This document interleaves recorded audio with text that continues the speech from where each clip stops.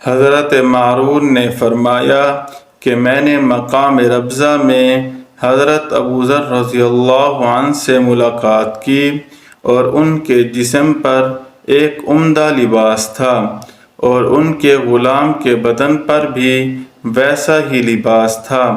میں نے ان سے اس کی وجہ پوچھی تو فرمایا کہ میں نے ایک مرتبہ ایک شخص سے گالی گلوچ کی اور اس کو اس کی ماں کی غیرت دلائی تو آپ صلی اللہ علیہ وسلم نے مجھ سے فرمایا کہ ابو ذر، تو نے اس کو ماں کی آر دلائی، تمہارے اندر تو جاہلیت کی خصلت ہے،